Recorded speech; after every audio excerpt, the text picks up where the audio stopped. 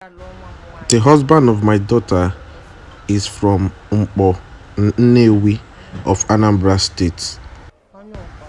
The characters I have seen in this said man, I am not sure if I have seen it anywhere in the world. Since he came to my place to marry Osinachi Nwachukwu, since he came to marry my daughter has not had peace, and I myself had not had peace as well. He took her like a slave, and he did not attach any importance to her. He does whatever he pleases to her. In the sense that my daughter got married, and before I saw her, it took me about 8 years before I could set my eyes on her. That is after she got married. When she eventually put to bed, her husband did not call me to tell me that my daughter has given birth. I heard it from outsiders. Outsiders that knew her even before she got married. They were the one that told me that my daughter has put to bed. Then I called her, and she said yes, of a truth, that she gave birth. I called my daughter's husband, and he said no one should disturb him, that he will do anyhow he deems fit. I asked him, so you will do anyhow you deem fit over my own daughter, who I carried for 9 months, and you say you will do anyhow that pleases you? I told him that is an ugly character and it is not good. And I asked him, because the day he came to my place, he told me he was a pastor. And I accepted him. So when he started behaving in all this manner, I called him and asked him, I thought you said you were a pastor. He said, so what will happen? When he said this, I told him, what I saw previously is no longer what I am seeing right now. He said he does not owe me, that he has married my daughter. I told him, okay, I will come for traditional child care. He said he doesn't want to see me, and I should not come for any child care whatsoever. When he said this, I was silent. I called my daughter, Osinachi. I told her I want to come for the traditional child care. And she said, what did her husband say? I told her he said he doesn't want to see me. And she pleaded with me to forget about it. So I was silent and forgot about it. People were coming to tell me exactly what my daughter was going through, but my daughter was not opening up, and she wasn't telling me anything. When she gave birth to her first child and also gave birth to her second child, somebody will live in the same compound together at number 74 Nike Road. Somebody of her age mates started calling us and told us if we will know whatever would come to do concerning Osinachi, we should come and do it. I started calling Osinachi. When I called her, I asked her, how do you and your husband live? She told me, Mama, this is not what you should ask me, that they do not have any problem. Till she got pregnant again and gave birth. Then she started calling me by herself, telling me to come, that she would die of hunger and starvation, that there's nobody taking care of her, that she's suffering, and what Peter is doing to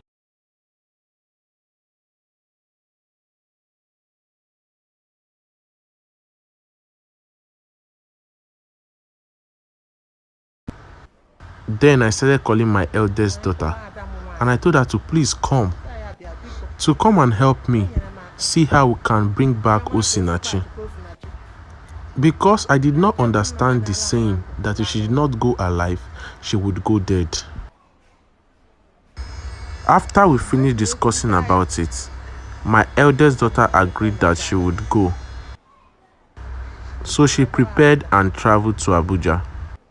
When she got to Abuja, she brought her back home with the child she gave birth to that was already 2 years old, and we and her started staying together. We lived together for 1 year and 3 months. Then the husband started looking for her. Then I told him, since you said if my daughter does not live alive, she will live dead, she would never return to your place again. You both ceased to be married, and the marriage has stopped. Then Osinachi opened her mouth. I will say the truth. And she told me, Mama, the Bible says what God has joined together, let no man put asunder. That she would go back. I told her not to go back. I told her she could even remarry. But she told me she was already married. And she told me she could not remarry. A little time after this discussion, her husband started coming to look for her. Then he took her back to Abuja and started doing exactly what he was doing to her again. I don't know where they live in Abuja. First and second child, I did not go for the traditional child care. He doesn't want to set his eyes on me or my household. He doesn't care if we are alive or dead. My first son died. He didn't come for condolence visits or even come close at all. I was silent and looking up to God. When I was very sick, Osinachi went to Mommy Neche and told her to please help her talk to her husband because her mother is sick and her husband has insisted that her mother will not enter into his house. So Mommy Neche then went and started begging Peter before Peter agreed. Then I came. When I came to Peter's house, I only stayed there for 1 month before he sent me packing. Me and my son. Then we packed our load and left. Then her twin sister, Amarachi, started calling one woman. Then she pleaded with the woman, telling her if there's a way she could help her take her mother, because that time Peter has sent us packing. Anywhere she could help us, she should keep us there. A Delta woman. So the Delta woman came to our rescue and took us to our house. From our house, I was now going to take treatment. I stayed there for 2 months. Then I came back. Since the time my daughter embarked on this journey of marriage with Peter, it would have been better if my daughter remained unmarried and single. If this is the way marriage is, it would have been better for me if she was single. If all marriage is like this her own with Peter, then I'd rather have her single. The most painful part, he said, if my daughter does not live alive, she will live dead. But look at today, my daughter is dead. My child died eventually. My child got sick during January period, but she got better. It got to February, but she was sick briefly, but she recovered also. And they were going for all sorts of medical checkup, all sorts of lab tests, and all necessary medication, and there was nothing found to be wrong with her. But I am just hearing it today for the first time that Peter said my daughter has cancer. Peter has been saying it himself before that there was nothing found wrong with her. My daughter herself also was saying it, that there was nothing wrong with her. Me and my daughter discussed the day before yesterday. We discussed on Wednesday. And she told me, Mama, she was ready to go home. She was just having slight headache. But she wants to go home. The experiences I witnessed are overwhelming. But justice is in the hand of God. Person that sees in the secret and in the dark. Notwithstanding that my daughter struggles and goes around the whole world to earn money, Peter does not do any job. That doesn't pain me. But that my child will do all this and Peter will still beat her. In the midst of this, he would still insult her. and do all things that are unacceptable to her. And my daughter was enduring all this. I told my daughter, this man is going to kill you. He already said he will. And she said they have already agreed to marry. That he was going to change. And I told her I am not sure this kind of person will change. Then it got to yesterday. Then I got Osinachi because we discussed on Wednesday. I am sure it's Wednesday. So I called her and she answered me.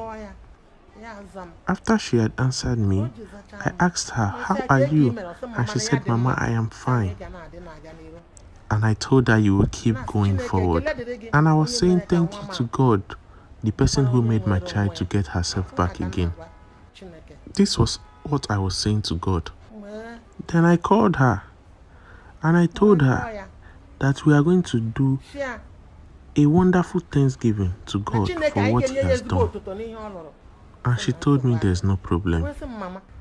Then she told me, Mama, that a nurse wanted to attend to her because it was evening, that she would call me back later. So the very next morning, I called her number. She didn't answer me. I called her again, but she still did not pick up the call. Then I called her twin sister, Amara, and asked her, have you called your sick twin sister? I told her, she said she will call me today, but she hasn't called me yet. What Peter did to my daughter, I cannot finish saying it. But the God that created the heavens and the earth knows exactly what He did to my daughter. The day Peter called me, he called me by 8 p.m. in the night. But my daughter had died since morning. The people that made me know that my child was dead is one Igbo woman. She and my daughter were in good terms. She was the one who even made me know that my daughter was dead. She asked the woman to cook for her.